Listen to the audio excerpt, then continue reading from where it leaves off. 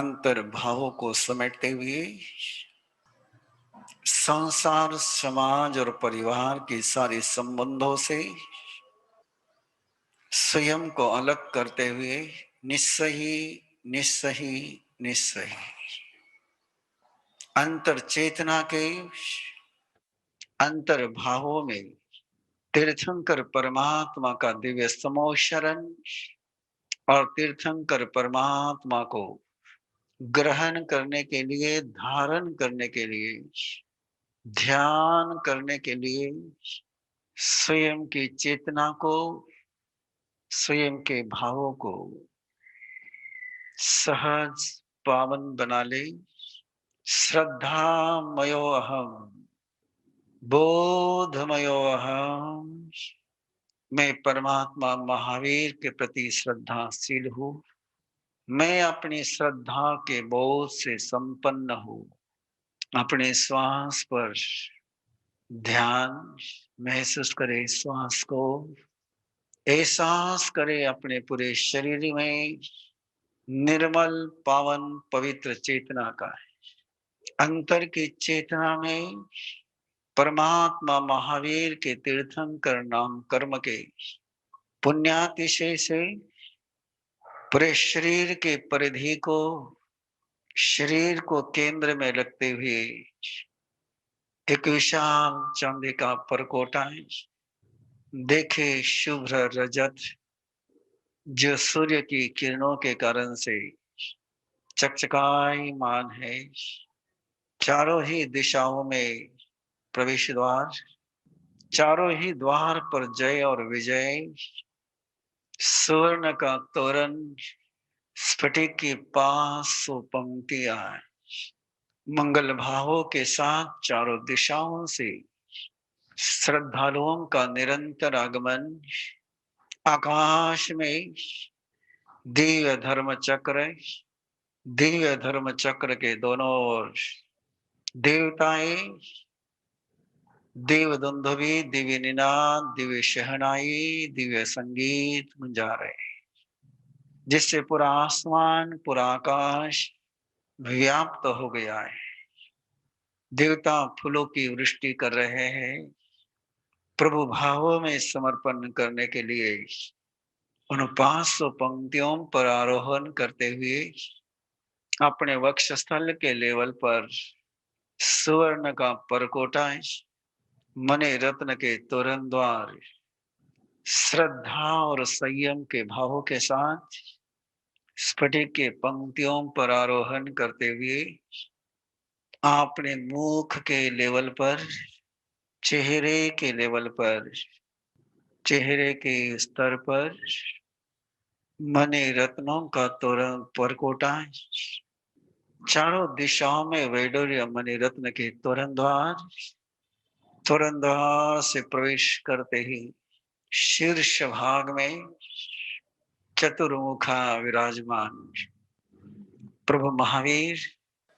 कैसे चलना चाहिए, कैसे बोलना चाहिए, कैसे गवेषणा करनी चाहिए अपने जीवन की आवश्यकता की, अपने लक्ष्य की, अपने उद्देश्य की, अपने प्रयोजन की, कैसे लेना चाहिए और कैसे रखना चाहिए, कैसे वेस्टेज से मुक्त होना चाहिए। मन के, शरीर के, आहार वायु दोनों गए, कैसे जो भी वेस्टेज होता है उससे कैसे फ्री होना चाहिए, कैसे मन वचन काया को सुरक्षित करना चाहिए। और क्यों हम नहीं कर पाते हैं, क्या कारण है नहीं करने का, चाहते हुए भी क्यों नहीं कर पाते हैं, कहां उलझन है, क्यों मन चाह करके भी धर्म में नहीं लगता है, क्यों काया स्थिर नहीं हो पाती है, क्यों प्रमाद हो जाता है, किन उलझनों में उलझ करके हमारी जिंदगी सुलझने के बजाय उलझती ही चली जा रही है। दूसरों से कितना उलझते पता नहीं, लेकिन स्वयं से बहुत ज्यादा उलझे हुए रहते हैं। और इन्हीं कारणों का एक अनूठा आलोक जब व्यवस्था को लेकर के, बाहर की स्थितियों को लेकर के इंद्रभूति ने समाधान दिया, और बाहर की उलझने कितनी होती है, एक दो, उस पर कितना उलझना है। एक कपड़े क्यों पहने, वो कपड़े क्यों नहीं पहने, 4 के 5, ये इसमें कितना उलझना है, बाहर की व्यवस्था है। और केसी श्रमण उसमें से बहुत जल्दी बाहर आ गए, वो संग उसमें से बहुत जल्दी बाहर आ गया है। जरा सोचिए हम लोग कहाँ उलझे रहते हैं, किसमें अपनी शक्ति जाती, कितनी जानी चाहिए उसमें, कचरा निकालने में कितना टाइम लगाना चाहिए, बाहर की स्थितियों को क्लियर करने में कितना समय लगा। 2 सवाल पूछे, किस लिए ड्रेस कोड, बोले पहचान के लिए, स्मरण के लिए, यात्रा के निर्वाह के लिए। और जज गई बात, स्मरण होना चाहिए, मैं साधु हूं, मैं जैन हूं, मैं श्रावक हूं, मैं सामयिक में हूं, इसका स्मरण होना चाहिए। और इसके स्मरण के लिए एक बाहर का आलंबन जरूरी है। और उसी आलंबन को लेकर के इंद्रभूति गौतम ने जब कहा तो केसी श्रमण को लगा कि उन्होंने भी देखा होगा अपने संग में कैसे चल रहा है, कैसे स्मृति का ह्रास हो रहा है, कैसे लोग प्रतिज्ञा लेकर के अपने प्रतिज्ञा को भूल जाते हैं, कैसे लोग वचन देकर के भूल जाते हैं, कैसे लोग संकल्प लेकर के भूल जाते हैं। और ऐसे समय में उनके संकल्प की याद दिलाता हुआ कोई ड्रेस कोड चाहिए कि नहीं। आर्मी को ड्रेस कोड होता है, इसलिए आर्मी आर्मी नजर आती है। जिस समय तुम परमात्मा के शासन में दीक्षित हो जाते हो, चाहे श्रद्धा के रूप में चाहे संयम के रूप में, तुम भी परमात्मा की आर्मी बनते हो। आर्मी को ध्वज भी चाहिए, आर्मी को ड्रेस कोड भी चाहिए। ये बात समझ में आ गई। और फिर लगा कि ये तो ऊपर की बात है, ये सारी बाहर की व्यवस्था होने के बाद भी अंदर में बहुत सारी उलझने हैं। और उन उलझनों को लेकर के केसी श्रमण पूछने लगे, शायद ये उलझने हम सभी की है। और इन्हीं उलझनों के लिए अनेकानम सहसानम मध्य चिट्ठसी गोयम, अनंत विचार चलते दिमाग में, अनेकानम सहसानम, अनेक विकल्प चलते हैं। और उन विकल्पों के बीच में हर विकल्प, हर विचार अपनी तरफ खींचता है। कभी आहार खींचता है, कभी उपास खींचता है, कभी इस घर खींचता है, कभी दुकान खींचती है, कभी स्थानक खींचता है। अनेक विचार चलते हैं।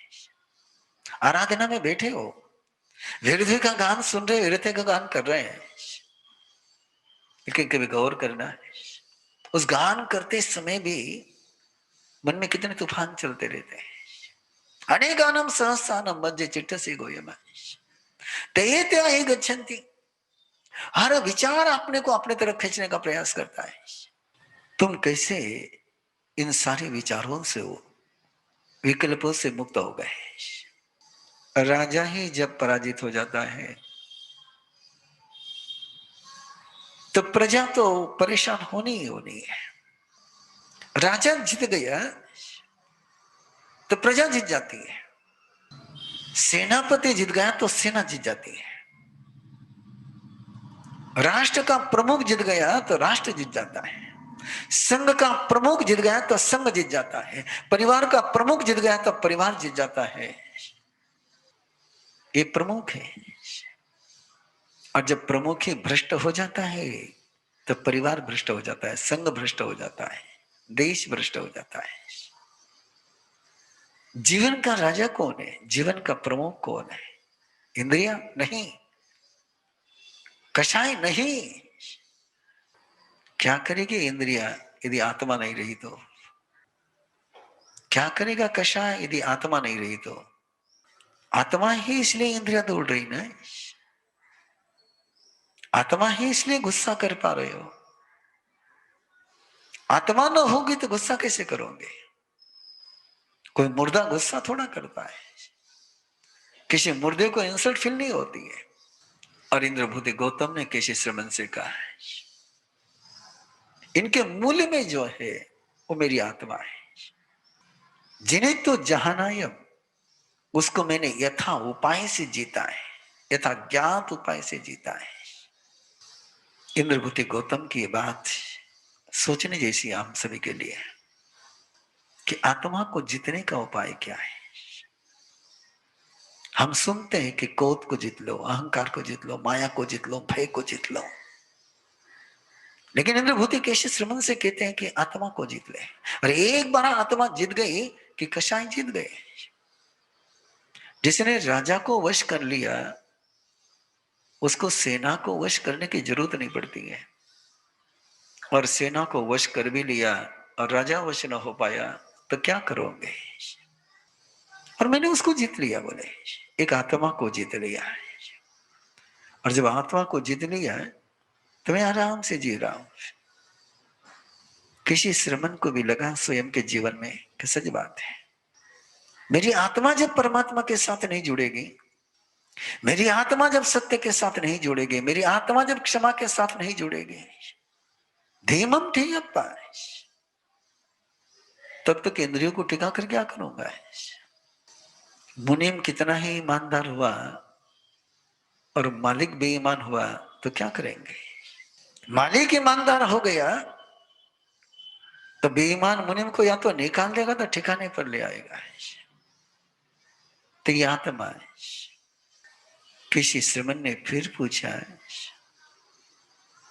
जितने की बात तो समझ में आ गई, बोले लेकिन इतने जंजालों से बंधे हुए हैं, इतनी बेड़ियां, इतनी बेड़ियां, इतनी बेड़ियां, बोले और सारे लोग उन बेड़ियों से जकड़े हुए, बोले और बेड़ियों से जकड़े हुए होने कारण से वो खुल करके चल नहीं पाते, खुलकर बोल नहीं पाते, खुल करके जी नहीं पाते।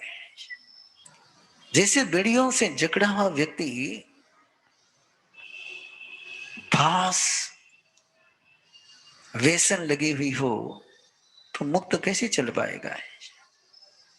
लेकिन मैं तुम्हें देख रहा हूं, किसी श्रमण कह रहे हैं इंद्रभूति गौतम को, मैं तुम्हें देख रहा हूं, तुम तो बिल्कुल फ्री हो। तुम फ्री कैसे हो गए, कैसे तुम इस सारे से मुक्त हो गए। इंद्रभूति गौतम ने कहा कि मैंने सारे जंजालों को निहत वायु, इनको मैंने तोड़ डाला है। एक उपाय किया और इनको तोड़ डाला है। रागा 202 तिवा निह पासा भयंकर है। राग और द्वेष, और उसमें भी भयंकर कोई पाश है, कोई जंजीर है। गुरुदेव कहानी कहा करते थे, एक राजधानी में एक पहलवान पहुंचा है। उस पहलवान ने कहा कि या तो तुम्हारे नगरी में, तुम्हारे राज्य में कोई मुझे हराए, या मुझे प्रमाण पत्र दो कि हम हार गए। राजा ने देखा कैसे करे, घोषणा कराई, इस पहलवान के साथ लड़ने वाला कोई चाहिए मल्ल। और घोषणा सुनी, एक अपराधी ने, एक कैदी ने, उस कैदी ने कहा मैं लड़ता हूं उसके साथ। उसको लाया गया राज दरबार में। बोले तू लड़ेगा? बोले पक्का लड़ूंगा। हराएगा? बोले पक्का हराऊंगा। राजा को भी उसके वचनों पर भरोसा हुआ। बोले इसको वीडियो से मुक्त करो। उसने कहा किसी की जरूरत नहीं वीडियो से मुक्त करने के लिए। उसने दे खटका दिया और बेड़ियां टूट गई। एक झटका पांवों को दिया, बेड़ियां टूट गई। राजा को आश्चर्य हुआ। बोले जिन बेड़ियों को तू तोड़ सकता था, इन बेड़ियों को तोड़ करके तू कभी भी भाग सकता था, तू भागा क्यों नहीं?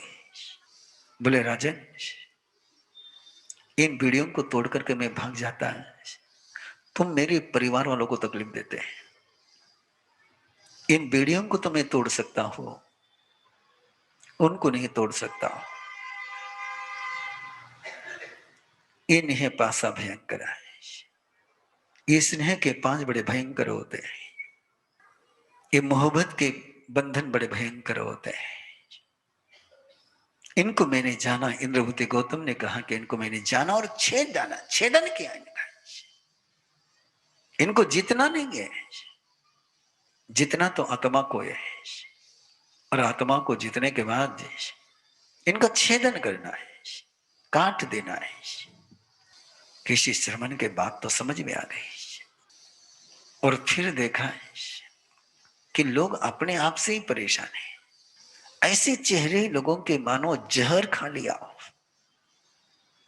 आंखें देखो जहरीली, चेहरे देखो जहरीली, बोली देखो जहरीली, व्यवहार देखो जहरीला। क्या खा लिया है जिससे जहरीले बन गए। और किसी श्रमण को लगा कि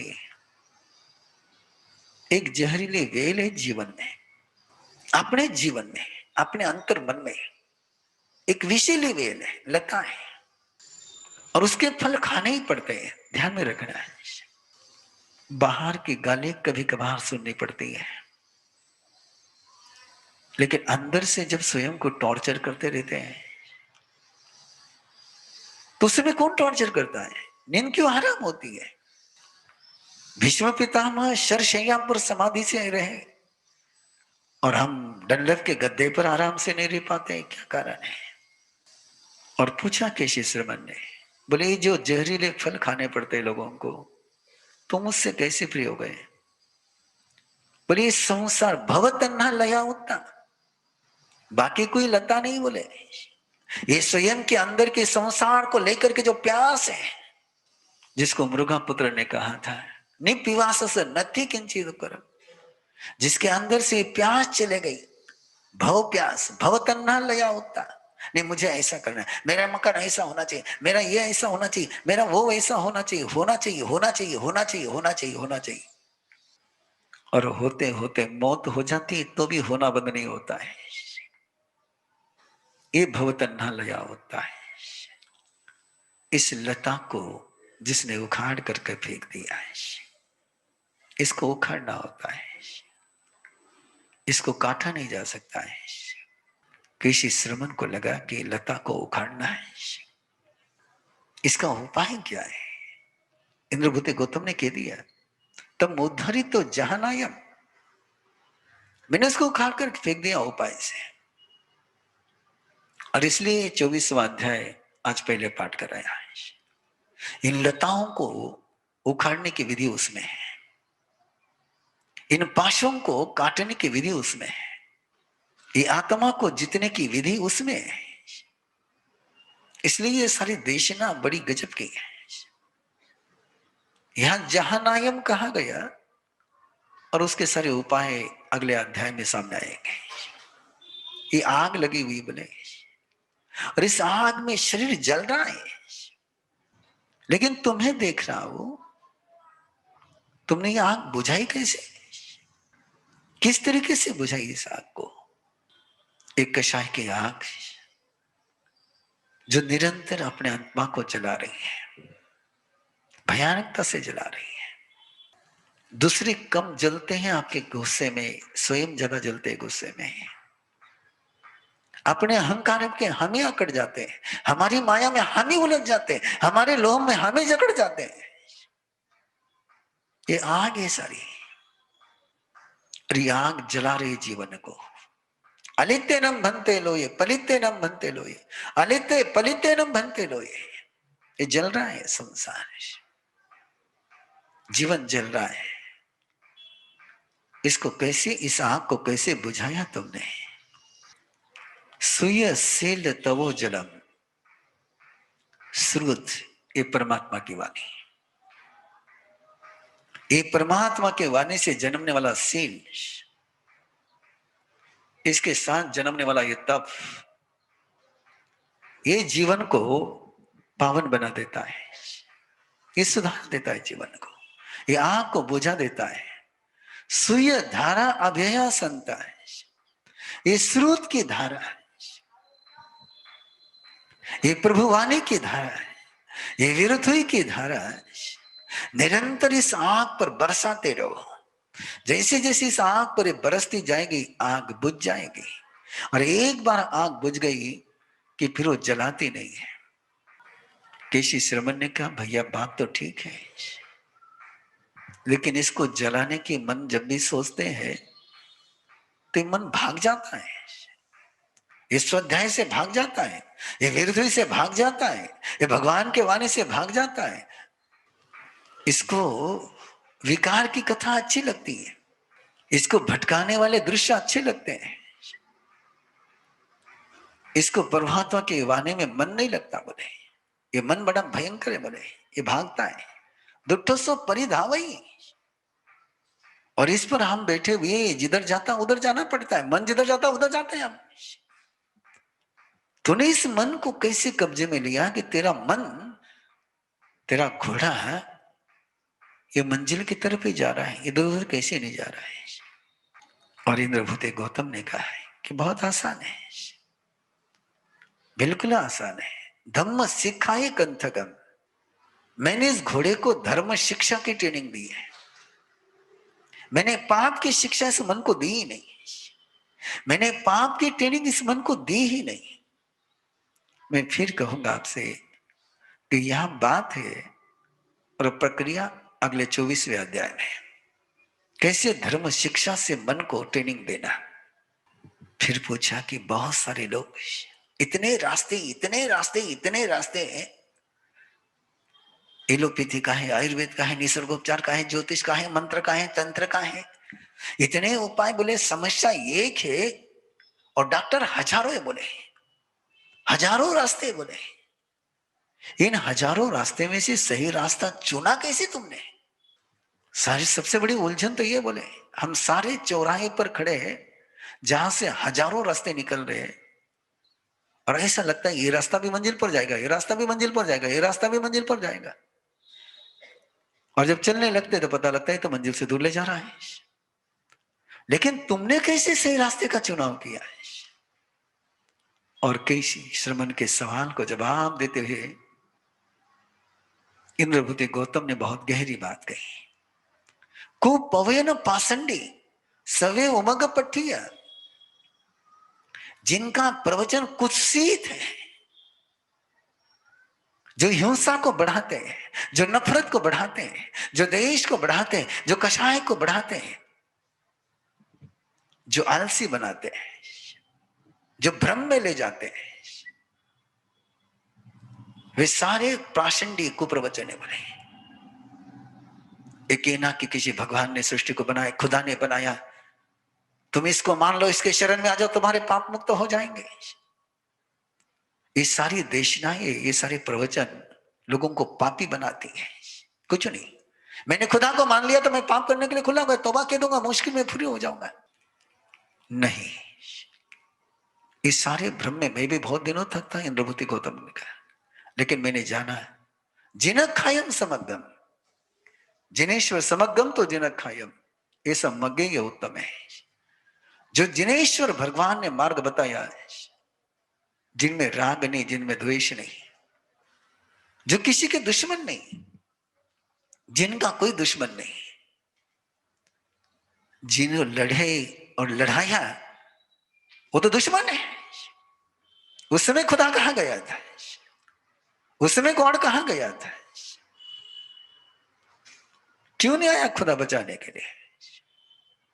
क्यों नहीं आया गॉड बचाने के लिए? ये भ्रम है।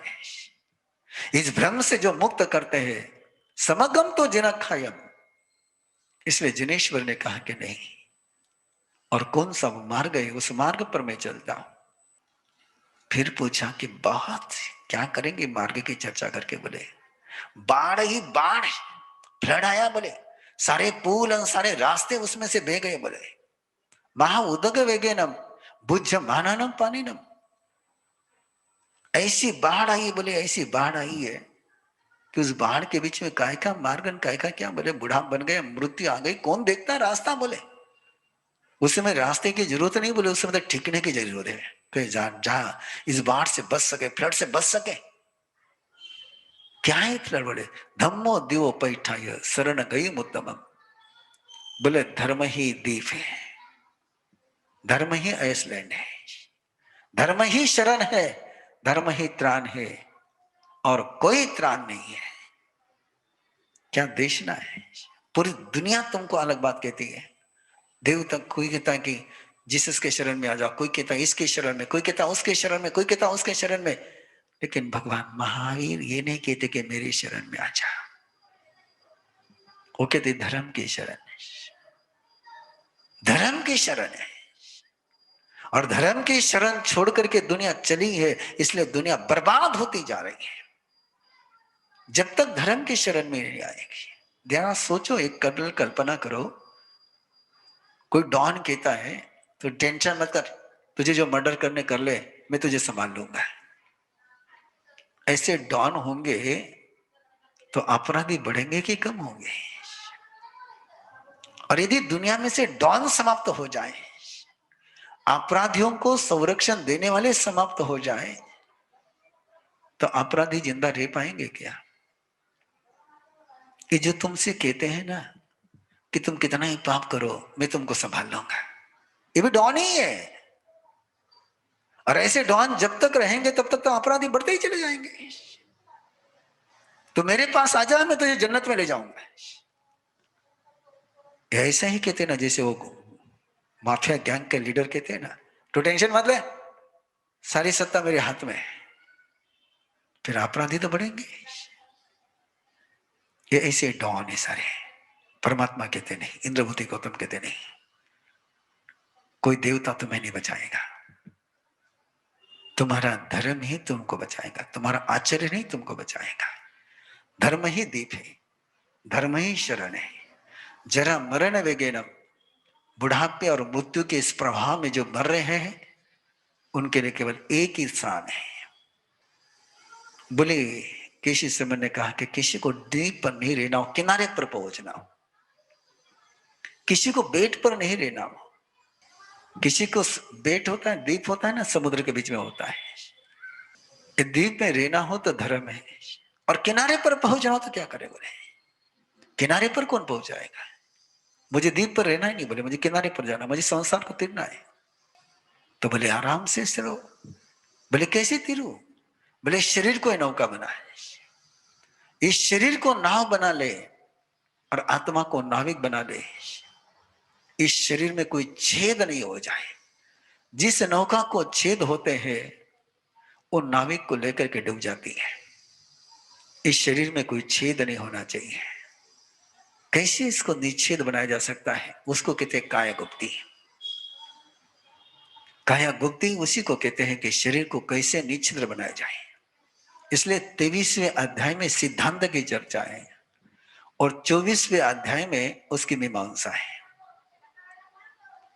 फिर कहा कि बहुत अंधेरा हो गया है, सारे लोग अंधकार में, कौन उजाला करेगा? और इंद्रभूति गौतम ने कहा क्यों अंधेरे की चिंता करते हो? सूर्य का उदय हो चुका है, उसने उजाला किया है, उजाला कर रहा है, उजाला करेगा। बोले उजाला सूर्योदय हो गया, हमको देख क्यों नहीं रहा है? वो देखने के लिए बोले आंख खोलनी पड़ेगी, एक आस्था की आंख खोलनी पड़ेगी, एक श्रद्धा की आंख खोलनी पड़ेगी। और ऐसी श्रद्धा की आंख खोलनी पड़ेगी कि एक बार सूरज को देख लिया कि कोयले को देखने का मन ही न हो। उगो खेना संसार, जिसका संसार क्षीण हो चुका है, सवन्नो जिन भक्करो सो करी से उजोयम सब लोगम में पानी न। बोले इस संसार में इतने शारीरिक, इतने मानसिक शरीर देखो, कितना ही संभालो, कितना ही संभालो, कितना ही एक्सरसाइज करो। आपको पता होगा अयंगार इंस्टीट्यूट, लेकिन अंतिम समय में कोई प्राणायाम काम में नहीं आया, नहीं आता है। एक समय, एक सीमा है उसकी।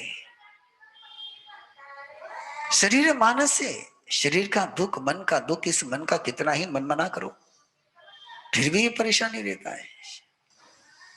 ऐसी कोई जगह बताओ ना कि जहां ये शरीर का दुख नहीं हो, मन का दुख नहीं हो, जहां कोई ऑब्स्टिकल नहीं हो, जहां कोई अवरोध न हो, जहां कोई बाउंड्री नहीं हो, कोई बैरियर नहीं हो। ऐसी क्या जगह है? बोले है ना, बहुत बढ़िया जगह है। बोले अथि एगम धोवम थानम लोगोगम्य दुरारोहम जत्थ नथि जरा मच्चो वाहिनो वेयनता।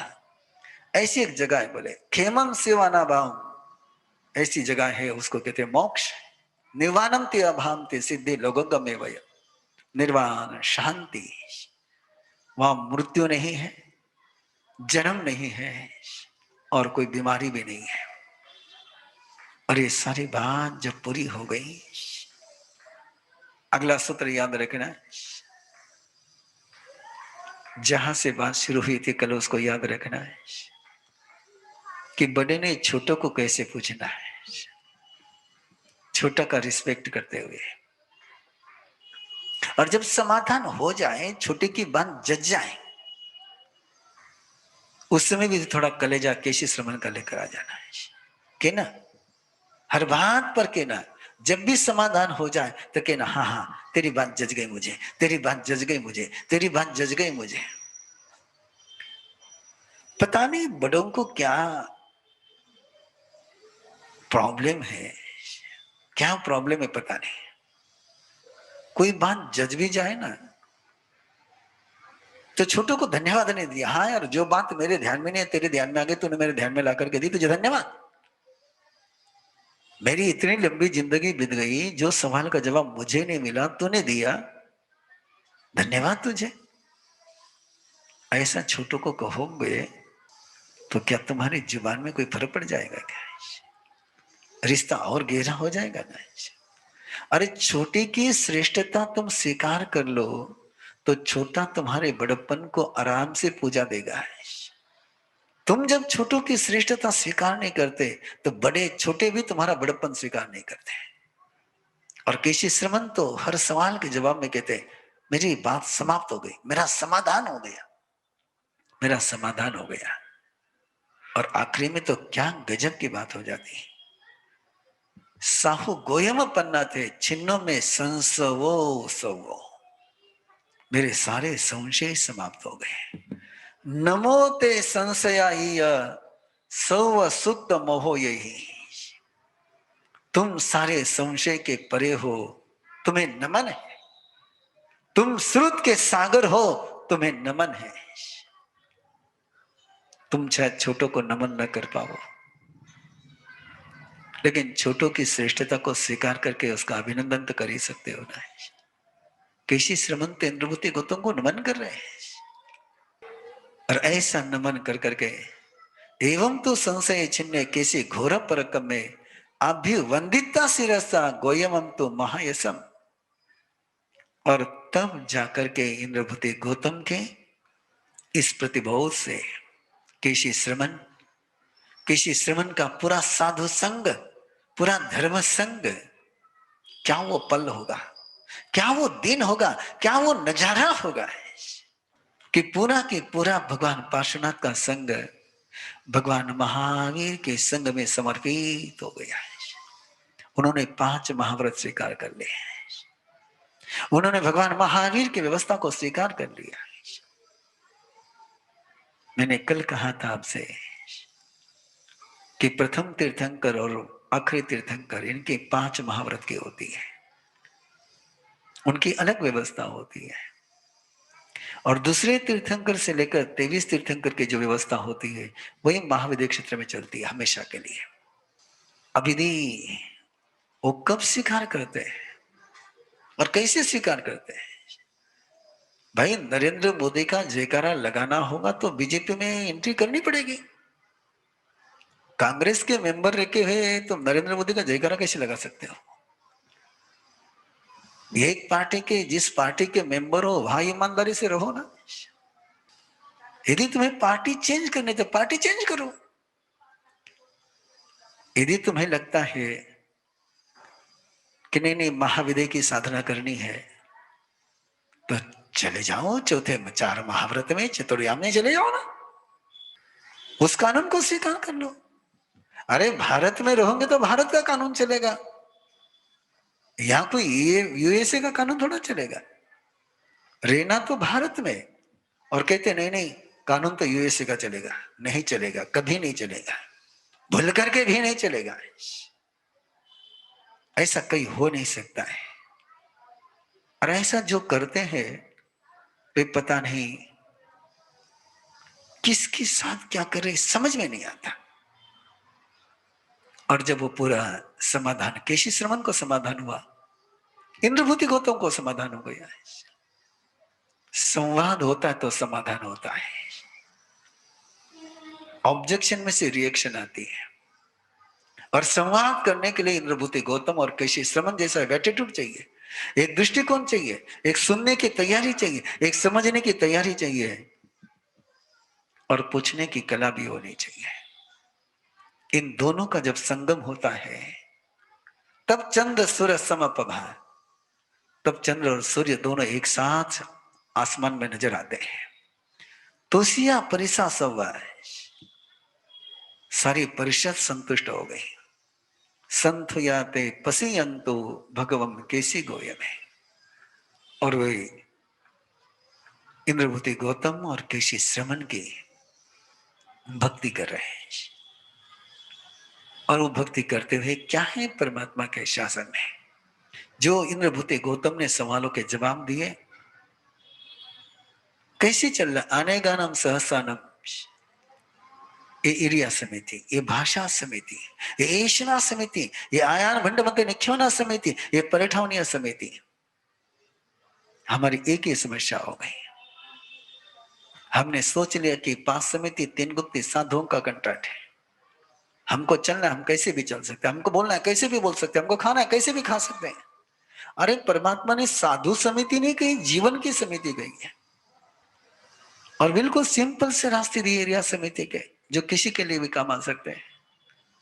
डिस्कवर योर सेल्फ के शिविर में हम इसी की ट्रेनिंग देने का प्रयास करते हैं कि चलना केवल साधु को होता है क्या, हर व्यक्ति को चलना होता है। और इस तरीके से चले ना कि मंजिल पर पहुंच जाए। कैसे उन मार्गों को छोड़े, कैसे सन्मार्ग पर चले। चलते समय परमात्मा ने फरमाया ज्ञान का आलंबन लेना, श्रद्धा का आलंबन लेना, चरित्र का आलंबन लेना, अज्ञान पर नहीं चलना है, संशय में नहीं चलना है, बिना पुरुषार्थ के नहीं चलना है। ये आलंबन कहे गए। और चलते समय यदि ज्ञान पूर्वक चलोगे, जानते हुए चलोगे, श्रद्धा के साथ चलोगे, स्वयं में रमन करते हुए चलोगे, तो जिस राह से तुम चलोगे वही तुम्हें मंजिल पर पहुंचा देगी। रास्ते नहीं भटकाते, कदम भटकते हैं। रास्ते नहीं भटकाते, कदम भटकाते हैं। कदम सही हो तो गलत राहों से भी आदमी मंजिल पर पहुंच जाता है। और वो कदम को सही करने के रास्ते हैं ज्ञान में चलना, अज्ञान में नहीं चलना। मैंने मालूमस को नहीं तो इसो हिला मनोन, ये अज्ञान। मुझे क्या पता था वो ऐसा करेगा, ये अज्ञान। ड्यूल माइंड, ये संशय। नहीं वो कर लेगा ना, ये अचरित्र है। नहीं, स्वयं को चलना है तो स्वयं के कदमों से। और जब चलते हैं तो ध्यान में रखिए, ध्यान में रखिए, तुम रास्ते पर चलते हो लेकिन देखते कभी रास्ते पर नहीं हो। ये सारे बड़े बड़े जो होर्डिंग लगे हुए रहते हैं ना, आपको लगता है क्या फर्क पड़ता है देखने में, क्या फर्क पड़ता है, क्या अरे वो सारा अंदर में जा रहा है कचरा, सारा कचरा अंदर में जा रहा है। ये देखा, वो देखा, वो देखा, वो देखा, वो देखा। अरे जैसे पेट में जाता है, कुछ भी खाओगे तो पेट बिगड़ेगा, वैसे ये ज्ञानेंद्रिया है, ये ज्ञानेंद्रिया है। जैसे मुंह से पेट में जाता है, वैसे कान से और आंखों से दिमाग में जाता है। इन आंखों से जो दिमाग में जाएगा, कानों से जो दिमाग में जाएगा, कल्पना करो ना, यदि गलत चीज खा ली तुमने, और मुश्किल क्या है पता है आपको, पेट में गलत चीज चले गई तो वहां तो फिर जुलाब लेकर के सफाई कर सकते हो, लेकिन दिमाग में जुलाब लेने की कोई सिस्टम नहीं है। यहाँ एक बार कचरा अंदर गया तो यहाँ कोई जुलाब लिया नहीं जा सकता, यहाँ कोई कैस्ट्रॉल ऑयल एरेंडेल कोई काम में नहीं आता, यहाँ कोई कायम चूर्ण काम में नहीं आता है। एक बार आंख से कान से अंदर चला गया है। इसलिए परमात्मा ने कहा है कि चलते समय रास्ता देखना तेरा, रास्ता देख करके चल। काय को बकवास करते हुए चल रहा है, अपने साथ चल। चल रहा है इस उपयोग में रहे, और इतनी सीधी ड्राइविंग की कला आ जाए। एक्सीडेंट क्यों होते हैं? ये एरिया समिति नहीं पालते। चल कहीं रहे, दिमाग में कोई इधर का चल रहा उधर का चल रहा है, वो मोबाइल चल रहा है, तो कैसे पहुंचेंगे? एक्सीडेंट तो हो नहीं होने हैं। एरिया समिति है, भाषा समिति, कैसे बोलना है कि संवाद हो जाए, समाधान हो जाए। और क्यों नहीं होता समाधान? हम गुस्से में बोलते हैं, हम अहंकार में बोलते हैं, हम लालच में आकर के बोलते हैं, हम भयभीत होकर के बोलते हैं, हम बकवास करते हैं। ऐसा करेंगे तो समाधान कहां से होगा? परमात्मा कहते कि नहीं, बोलने के पहले देख अंदर में कोई गुस्से का, अहंकार का दावानल तो नहीं चल रहा है। वो चलेगा तो शब्द तो वही रहेंगे, लेकिन वाइब्रेशन जुदा हो जाएंगे। लोग कहते हैं कि सच बड़ा कड़वा होता है। सच कभी कड़वा नहीं होता है। सच तो भगवान होता है, और भगवान कभी कड़वे नहीं होते हैं। सत्यम को भगवान, सत्य तो भगवान है। लोग बड़े गर्व कर, हाँ मैं तो सच बोलता हूं ना, सबको कड़वा लगता है। अरे समझदार, सच कड़वा नहीं लगता है, तेरा अहंकार कड़वा लगता है, तेरा बोलने का तरीका कड़वा लगता है। तो तेरे बोलने के तरीके को जरा चेंज करना है, तो सत्य भी मीठा लगेगा। कैसे खाए? तीन बातें कही परमात्मा ने। उसका प्रोडक्शन कहाँ हुआ है, उद्गम कहां से हुआ है? जरा देखो ना पहले, उद्गम कहां से हुआ है। जो तुम मार्केट में से ले आते चीजें, उसका उद्गम देखो पहले, उत्पादन देखो, मैन्युफैक्चरिंग देखो। मैन्युफैक्चरिंग में गड़बड़ होगी तो प्रोडक्शन गड़बड़ होगा। और मैक्सिमम तुम्हारे सारे मार्केट में पैकेट बंद आने वाले सारी मैन्युफैक्चरिंग सिस्टम इज रॉन्ग। पता नहीं कितने महीने पहले बना होगा बीकानेरी, तुम्हारे पास पहुंच रहा है, और प्रेजेंट ही उसमें पड़ा हुआ है। मुझे एक बात समझ में नहीं आती, मेडिकल साइंस कह रहा है आज कि कोई यदि बहन प्रेग्नेंट है तो उसको पॉकेट बंद खाना नहीं चाहिए कि उसमें प्रिजर्वेशन पड़ा है। उसको कोल्ड ड्रिंक नहीं पीना चाहिए, उसमें प्रिजर्वेटिव पड़ा हुआ है। उसने शराब नहीं पीनी चाहिए, वो प्रिजर्वेटिव उसके कारण से उसकी तबीयत खराब हो जाएगी, उसके बच्चे की खराब होगी। मैंने समझ में नहीं आता, जब प्रेगनेंसी में नहीं ले सकते तुम, तो नॉर्मल लाइफ में कैसे ले सकते हो? मेडिकल साइंस सब कह रहा है, भगवान तो पहले से कहता है, आगम तो पहले से कहता है, लेकिन आज आगम के साथ मेडिकल साइंस भी कह रहा है कि नहीं, जिसमें भी प्रिजर्वेटिव पड़ा हुआ है वो बॉडी के लिए हार्मफुल है। अब जो भी पॉकेट बंद आएगा वो बिना प्रिजर्वेटिव के आ ही नहीं सकता है। और वो प्रिजर्वेटिव तुम खाते हैं केमिकल, फिर कहते हैं कैंसर के पेशेंट बहुत बढ़ गए। आपने कभी सोचा? डायलिसिस के पेशेंट बहुत बढ़, किडनी के पेशेंट बहुत बढ़ते जा रहे हैं। इतने बढ़ते जा रहे हैं, इतने बढ़ते जा रहे हैं कि शायद और 2 सालों में हॉस्पिटल कम होंगे, डायलिसिस के सेंटर ज्यादा हो जाएंगे। क्यों है? जो किडनी तुम्हें जन्म के साथ तुम्हारी पूरी जिंदगी को काम करने के लिए दी थी, उससे यदि तुम 10 साल में पूरा काम ले लोगे तो फिर क्या करोगे तुम? और उसमें डाले जाओ तुम ये सॉल्ट। जितनी भी चीजें बाजार की पैकेट बंद आती है उसमें दुगुना तिगुना नमक पड़ता है। उतना नमक घर में कभी डाल ही नहीं सकते हैं। और इतना सारा सॉल्ट एंड प्रिजर्वेटिव खाओगे तो डायलिसिस की मशीन के तो तुमको साथ में लेकर ही घूमना पड़ेगा। और क्या करोगे फिर? होगा यही। अब देखो, यदि तुमने थोड़ा सा भी बाहर के गहरे से देखा, आज से 30 साल पहले कितने डायलिसिस के सेंटर थे, कितने डेंटल क्लिनिक थे। ना इतने दांतों के दवाखाने थे, ना डायलिसिस के सेंटर थे। अब ये सारा जैसे कुकुर मुत्ते की फसल आ गई है। और इसके दो कारण है, एक तो पॉकेट बंद है, वो कैडबरी चॉकलेट खाए जाओ, चबाए जाओ और दांत को खराब किए जाओ। मामले सारे ऐसे उल्टे चल रहे हैं। इसको परमात्मा ने कहा, उद्गम देख, उत्पादन देख, और खाते समय ध्यान में रख। उसकी निंदा मत कर, उसका कमेंट्स मत कर, भक्ति से खा, श्रद्धा से खा। कोई भी वस्तु लेनी है और कोई भी वस्तु रखनी है, मैक्सिमम लोगों का ये प्रॉब्लम रहता है कि वस्तु कहाँ रखी याद नहीं रहती है। याद ही नहीं रहती। कटे रखी याद बार रखी ना, कटे गई मालूम नहीं। भगवान कहते उसका एक कारण है, तूने रखते समय जहां रखना था उस जगह को बिना देखे रखा है,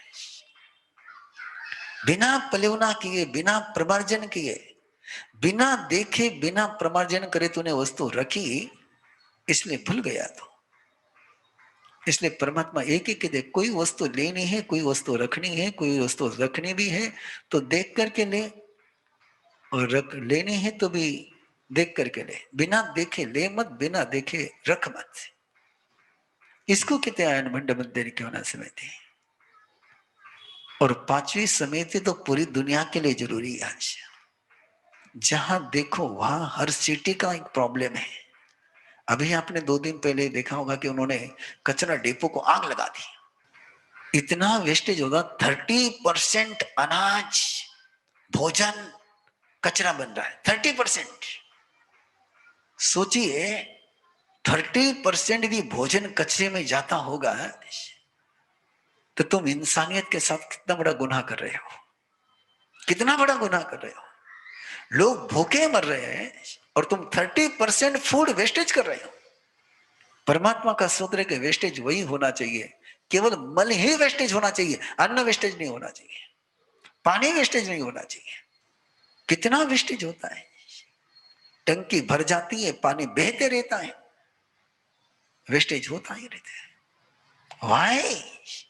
और गंदगी हो जाए, जो पहला तो है जीरो वेस्टेज, और जीरो वेस्टेज के साथ जिएंगे तो कचरे का प्रॉब्लम नहीं है। पहले देखिए किताब सीधी आती थी, अब उसको पॉलीथीन के प्लास्टिक को गाती है। अब क्या काम आएगी वो गया कचरा। पहले तुम्हारे ग्रीटिंग कार्ड, शादी के कार्ड, इनविटेशन कार्ड सीधे अपन पेपर में आते थे, अब उसको और एक प्लास्टिक का कवर।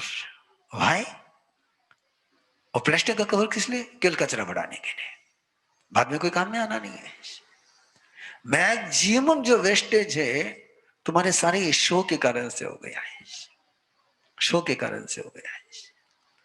और जैसे जैसे शो बढ़ता जा रहा है वैसे वैसे कचरा बढ़ता जा रहा है। लोग के कचरा कम करो, कचरा कहां से कम करे? सारी कचरे की इंडस्ट्रीज खड़ी कर रखी है और ये कचरे बढ़ते जा रहे हैं। Use and throw, use and throw, use and throw, use and throw. मुझे पता नहीं यहाँ क्या चल रहा है। बाकी प्राय हमारे चतुर्मास का नियम रहता है। हमने तो इस बार सोचा कि लॉकडाउन है इसलिए कोई विषय नहीं होगा। हमारे चतुर्मास में नियम रहता है कि संघ के आंगन में कोई ऐसी चीज काम में नहीं ली जाएगी जो यूज एंड थ्रो की हो। कैसे कचरा बढ़ा रहे हो? एक चीज जब 10 साल तक काम में आ सकती है तो 10 साल में 3000 चीजें क्यों कचरा बढ़ा रहे हो? अरे एक चाय का कप या एक चाय की प्याली 10 साल चल सकती है, उसकी जगह तुम एक दिन में 3 प्याले कप में लेते हो। प्याली पी फेंको, प्याली पी फेंको, और फिर कहते कचरा बहुत बढ़ रहा है। भाई, मन गुप्ती, वचन गुप्ती और काया गुप्ती। समारंभे समारंभे आरंभे। मन में संभ्रम मत होने दो, वचन में संभ्रम। आरंभ तक नहीं पहुंचना तो संभ्रम में रोको। संभ्रम का मीनिंग है दुष्ट संकल्प मत होने दो, अनिष्ट इच्छा मन में जन्मने मत दो। कि एक बार वो अनिष्ट की इच्छा जन्मी कि वो एक ऐसा बीज है कि पनपता ही पनपता है। इसको कहते कि संभ्रम मत होने दे। मन में वासना का जन्म मत होने दे। जन्म हो गया कि वो सामग्री शुरू करेगा। गाजर घास है ना, गाजर घास, उसका एक बीज कहीं पड़ गया तो फिर तो बाकी सारा कल्याण हो ही गया है। वो एक तो इलायती बाबुल और गाजर घास, जिसको कांग्रेस घास कहते हैं आजकल। इन दोनों को एक बार बीच पड़ा कि ऐसा ही संभ्रम का मामला, ये गाजर घास है, ये इलायती बाबुल है, ये मन में पड़ गया ना एक बार कि मामला शुरू हो गया, फिर वो चलते रहता है। ऐसे उठते समय, बैठते समय काया गुप्ते के साथ मैं बैठ रहा हूं, मैं उठ रहा हूं, मैं सो रहा हूं, मैं करवट बदल रहा हूं। ऐसा शरीर को नौका बनेगा का एक सूत्र है। और ऐसे इस प्रवचन माता के साथ जो जीते हैं वो जल्दी ही इस दुख के संसार से फ्री हो जाते हैं। आइए 25वां अध्याय। ट्विंस, जय घोष और विजय घोष से ट्विंस युगल के रूप में जन्मे। ये ट्विंस की कहानी है। जय घोष और विजय घोष ये ट्विंस थे। और जय घोष एक बार नदी पर स्नान करने के लिए गया और वहां उसने एक दृश्य देखा। एक मेंढक किसी जीव को खा रहा था और उस मेंढक को सांप ने पकड़ लिया। अब सांप के मुंह में मेंढक है और मेंढक के मुंह में और कुछ है, फिर भी मेंढक उसको नहीं छोड़ रहा है। और उतने में ऊपर से कुरर नाम का पंछी आया और उसने सांप को उठा लिया। और कुरर पंछी के मुंह में सांप, सांप के मुंह में मेंढक और मेंढक में मुंह और कुछ। बोले कमाल है। जय घोष ने उस दृश्य को देखा, बोले क्या ये मौत के मुंह में रहते हुए भी दूसरे को मारने से नहीं बचते हैं, क्या ये संसार है। और उद्विग्न हो गया वो, और उद्विग्न होकर के नदी के इस किनारे से उस किनारे पर पहुंचा और वहां जिन शासन के श्रीमंत थे उनको पूछा क्या ये मौत के मुंह में स्वयं को रखते हुए भी लोग दूसरे को मारने का कैसे सोच सकते हैं। तो मुनियों ने उसको बताया कि जब तक ये मिथ्यात्व रहता है, जब तक ये अनंत अनुबंधी कषाय रहता है, जब तक जीवन में कोई मर्यादा नहीं आती है, विरति नहीं आती है, तब तक ये सारा जीवन का सोच ऐसा रहता है। एक बार तो मिथ्यात्व से बाहर निकल गया और तूने जीवन को कैसे जीना ये तय कर लिया। प्रत्याख्यान का केवल इतना ही मीनिंग है कि मैंने मेरी जिंदगी कैसे जीनी है, मैंने मेरी भाषा कैसी बोलनी है, मेरा जीवन पर मेरा कंट्रोल है। मेरा भविष्य किसी ग्रह के हाथों में नहीं है, मेरा भविष्य किसी नियति के हाथों में नहीं है, मेरा भविष्य किसी कर्म सत्ता के हाथों में नहीं, मेरा भविष्य मेरे हाथ में है। ये तय करना, इसको कहते प्रत्याख्यान देना। और जय घोष के बाद समझ में आ गई कि हाँ ये मेरे हाथ में है। मैं चाहूं तो देख करके चल सकता हूं, मैं चाहूं तो बिना देख के चल सकता हूं, मैं चाहूं तो किसी को थप्पड़ लगा सकता हूं, मैं चाहूं तो किसी को धक्के दे सकता हूं। ये मेरे हाथ में है। और ये निर्णय उसने कर लिया कि मुझे मेरी जिंदगी मेरे तरीके से जीनी है, जैसे परमात्मा ने कही वैसी उसी तरीके से जीनी है। मुझे तीर्थ बनकर के जीना है, व्यर्थ और अनर्थ बनकर के नहीं जीना है। और वो दीक्षित हो गया। उसके भाई को खबर मिल गई, लेकिन उसे छोड़ा, चलो चला निकल गया। लंबी साधना जय घोष करता रहा। साधना करने के बाद एक बार उसको ऐसे मन में भाव आया, जिसके साथ जन्मा हो उसको भी संयम में ले आऊं ना। संसार में उसके साथ आया हूं तो मोक्ष में भी उसके साथ जाऊं। और इस भावना से वो पुनः बनारस नगरी आया। और इससे विजय घोष ने अपने आंगन में एक यज्ञ का आयोजन किया था। उस आयोजन में, यज्ञ के आयोजन में जय घोष मास खमन के पार निकले पहुंचा है। अब जय घोष श्रमण बन चुका है, तपस्वी बन चुका है, शरीर सारा दुर्बल क्षीण हो चुका है। विजय घोष पहचान नहीं पाया और आहार देने से इनकार किया। बोले ये सारा आहार जो है ब्राह्मणों के लिए, जो यज्ञ करते हैं उनके लिए, बोले ये तुम्हारे लिए नहीं, श्रमणों के लिए नहीं, बोले निकल जाए यहां से। और जय घोष तो आया था विजय घोष को ले जाने के लिए, उससे आहार को क्या लेना देना था। फिर उसने अपने भाई को पूछा किसको यज्ञ कहते हैं और कौन है ब्राह्मण। तो ब्राह्मण है क्या, तो ब्रह्म को जानता है क्या, यदि जानता तो बोल तू ब्रह्म को जानता है, तो सत्य को जानता है क्या। और ऐसे नजर से नजर मिला करके सवाल पूछा तो विजय घोष झूठ बोल ही नहीं पाया। बोले नहीं जानता हूं, यज्ञ करता हूं लेकिन यज्ञ को नहीं जानता हूं, ब्राह्मण हूं लेकिन ब्रह्म को नहीं जानता हूं। तुम जानते हो तो बताओ।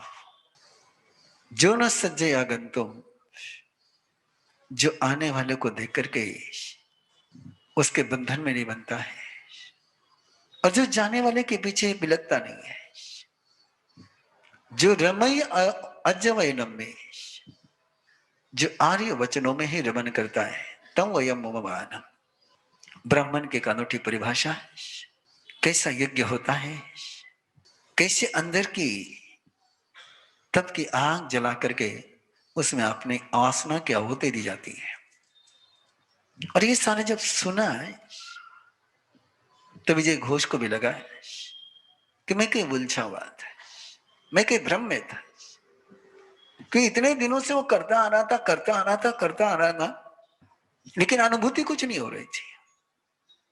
सारे मंत्र बोल रहा था, सारी आहुति कर रहा था, सारा कुछ कर रहा था, जैसी जैसी परंपरा कहती थी सब करता आया, लेकिन अंदर में कोई अनुभूति नहीं हुई थी। और उसके मन में भी ये संशय तो आता ही था कि क्या कारण है, क्यों नहीं हो रहा है। और जिस समय जय घोष ने उसको सत्य के दर्शन कराए, तब उसको महसूस हुआ कि यही व्यक्ति है जो स्वयं का भी उद्धार कर सकता है और दूसरे का भी उद्धार कर सकता है। तो विजय घोष ने एक शर्त रखी थी यज्ञ का आहार देने के पीछे, कि जो स्वयं का और दूसरे का उद्धार करने में समर्थ होते हैं उन्हीं के लिए आहार है। और उसको पता चला कि नहीं, सच में यही यज्ञ है, यही वेद का ज्ञाता है, यही सत्य का बोध है। ईमानदारी थी, उसने स्वीकार किया है, वंदन किया है, बोले सच में तुम ही समर्थ हो, तुम ही इस आहार के अधिकारी हो, हमारे पर अनुग्रह करो और आहार को ग्रहण करो।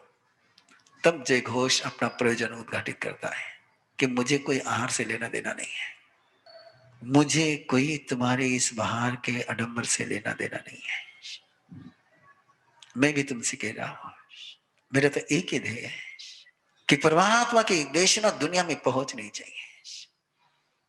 तुम्हें सुनाने के लिए नहीं सुना रहा हूं, तुम्हें जोड़ने के लिए नहीं जोड़ रहा हूं, तुम जोड़ने वाले बनो इसलिए तुमको जोड़ रहा हूं। जय घोष ने जब विजय घोष से बात कही कि मुझे आहार नहीं चाहिए, मैं आहार के लिए नहीं आया, आहार से मुझे कोई लेना देना नहीं है, तो इस भयावह संसार में भ्रमण मत कर, भटक मत, चल निकल यहां से, इस भ्रम से बाहर निकल।